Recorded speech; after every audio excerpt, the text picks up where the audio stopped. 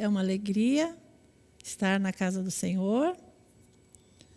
E como tem sido a vida dos cristãos neste tempo, nunca vivemos um momento tão difícil como humanidade, no contexto financeiro, familiar, espiritual,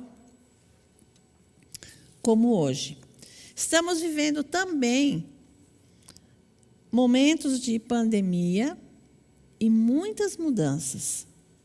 O apóstolo Paulo escreveu, ele escreveu para Timóteo: nos últimos dias sobrevirão tempos difíceis. Qual tem sido a nossa posição, nosso posicionamento como cristãos? Hoje, como nunca, devemos aprender a viver em meio às crises, situações difíceis, provações, tristezas, e sem permitir que tais circunstâncias afetem a nossa alegria, o nosso relacionamento com Deus, a nossa comunhão e a confiança nele. Você conhece alguém que soube ser feliz? Abra sua Bíblia, queridos, em Filipenses, capítulo 4. Filipenses, capítulo 4. Os versos de 10 a 13. Vamos ler. Alegrei-me sobremaneira no Senhor, porque agora, uma vez mais, renovastes a meu favor o vosso cuidado, o qual também já tinhais antes, mas nos faltava oportunidade. Digo isto não por causa da pobreza, porque aprendi a viver contente em toda e qualquer situação. Tanto sei estar humilhado, como também ser honrado, de tudo e em todas as circunstâncias. Já tenho experiência, tanto de fartura como de fome. Assim, de abundância como de escassez. Tudo posso naquele que me fortalece. Amém? Eis aqui um exemplo de um cristão, de alguém que aprendeu a ser feliz. O apóstolo Paulo, ele aprendeu a não ser controlado pelas circunstâncias da vida. E a nota dominante da epístola aos Filipenses é a alegria. Paulo não estava escrevendo simplesmente como um apóstolo para as pessoas daquela igreja em que ele havia fundado. Não, ele escreveu o que sentia para os amigos que ele amava. Quando ele escreveu esta carta, ele estava na prisão. E por seu exemplo, Paulo ele quis mostrar que as circunstâncias, e especialmente as que ele se encontrava, na vida de um cristão, ela não deve ser os fatores predominantes de suas atitudes para com a vida. O que isso quer dizer? Nossa atitude interior, ela não precisa refletir a nossa atitude, a nossa circunstância exterior. Paulo estava cheio de alegria por saber que, a despeito de qualquer coisa que lhe viesse a acontecer, Jesus Cristo estava ao seu lado.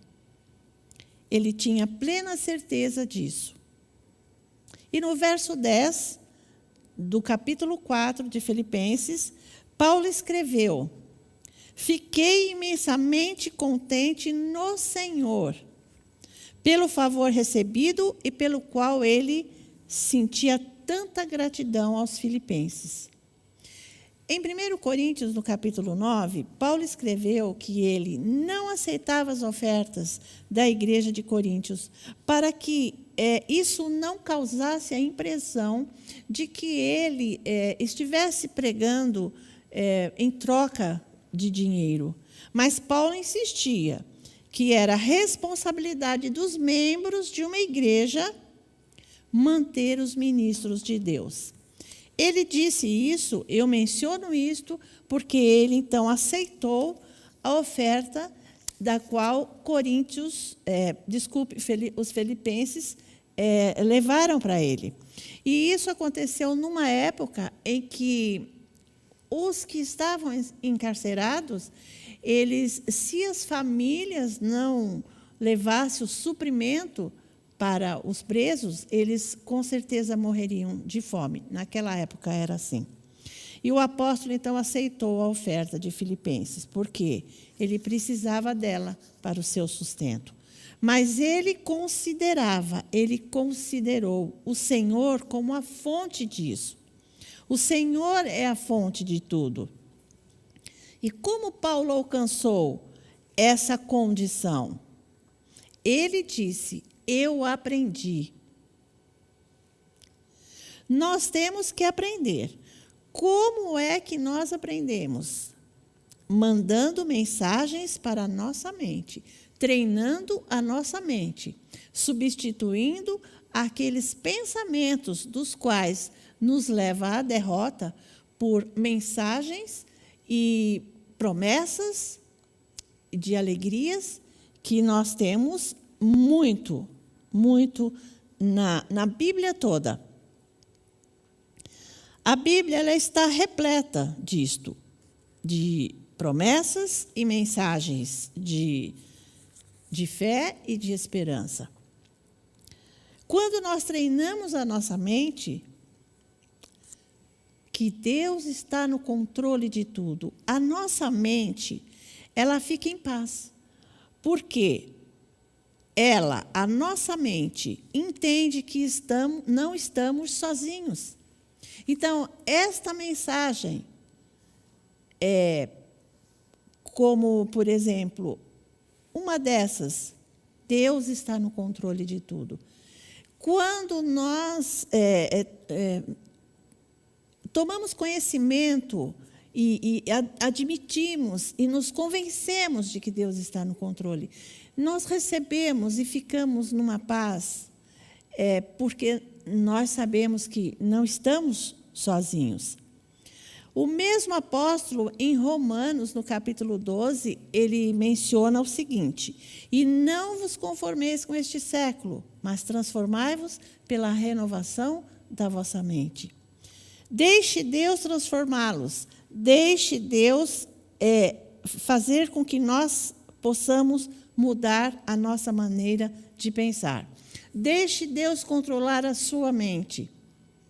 E deixe Deus fazer e ensinar mediante todas as palavras que nós temos em abundância, para que a nossa mente ela seja limpa e somente com pensamentos que extrai qualquer pensamentos contrários, nos quais nos levam à tristeza, à angústia.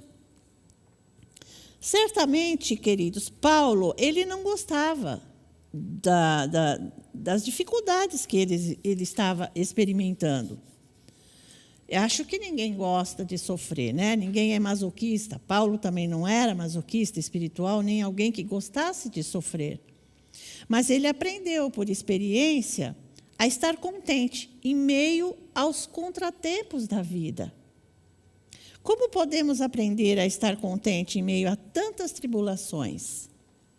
Não é fácil, mas nós temos que aprender. O próprio Jesus disse: sem mim nada podeis fazer. Então, somente Jesus pode nos ajudar a aprender. Queridos, a tristeza, ela tem derrotado totalmente a muitos crentes que antes viviam piedosamente.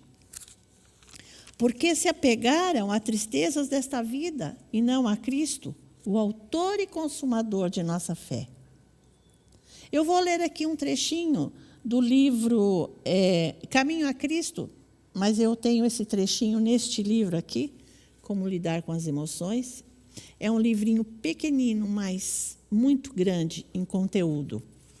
E a nossa irmã White, ela diz o seguinte: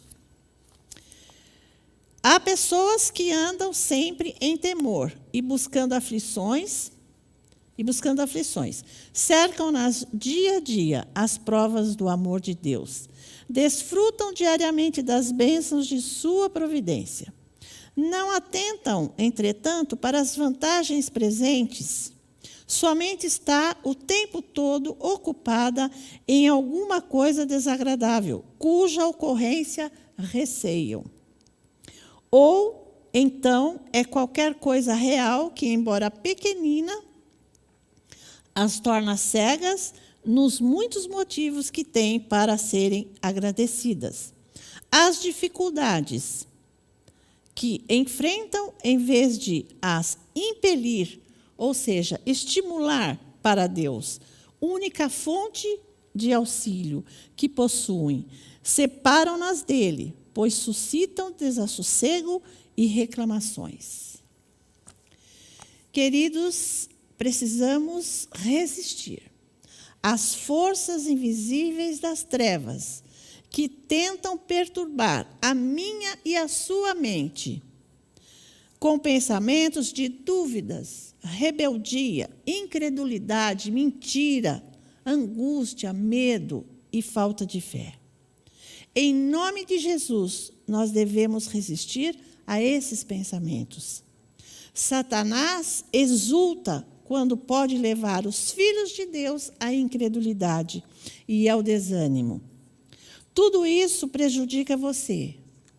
Toda palavra de dúvida que pronuncia é um convite às tentações de Satanás. E Deus se entristece muito.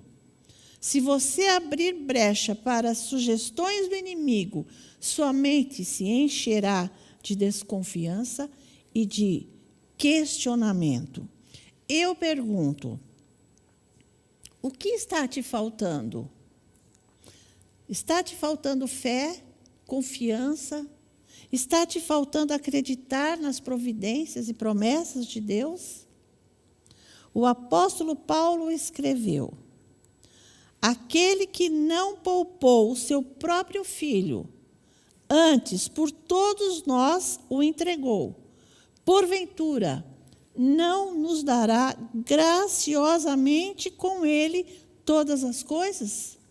Amém por isso, né, irmão? E, continuando, para piorar a situação de Paulo, ele tinha o quê? Um espinho na carne. Que esse espinho o fazia sofrer. Então, ele pediu, por vezes, a Deus que tirasse o espinho da carne. E nós não sabemos o que era exatamente esse espinho. Mas Deus respondeu a ele: a minha graça te basta. A minha graça te basta é uma promessa que encoraja os seguidores de Cristo, independentemente das circunstâncias e dos sofrimentos. Deus não tirou o espinho de Paulo, mas Deus supriu continuamente e constantemente, pela sua graça, todos os momentos para que ele suportasse esse espinho. É verdade que Deus nem sempre nos livra do problema, mas pela sua graça ele nos sustenta.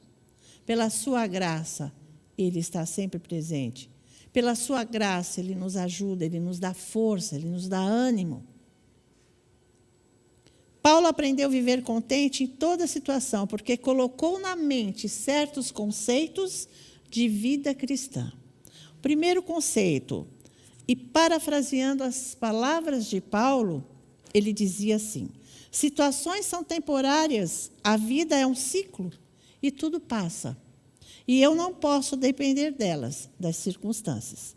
O segundo conceito, o que importa acima de tudo é a minha relação com Deus e a minha paz interior. E o terceiro conceito, Desse relacionamento depende a minha segurança. Paulo tinha aprendido a encontrar contentamento na sua satisfação em Cristo. Abra sua Bíblia em 2 Coríntios, capítulo 6, e no verso 10. Nós lemos assim: entristecidos, mas sempre alegres, pobres, mas enriquecendo a muitos, nada tendo, mas possuindo tudo. Entristecidos, mas alegres em Cristo. Como isto é possível? Nas tribulações, quando nos isolamos com Deus, esperando pacificamente no seu amor, o senso da sua presença, ele inspira uma alegria profunda e tranquila, que ninguém pode explicar. Essa era a alegria que Paulo sentia e que nós podemos sentir também. E eu quero ler aí mesmo em 2 Coríntios, no capítulo 4, e no verso 8 e 9, um verso poderosíssimo.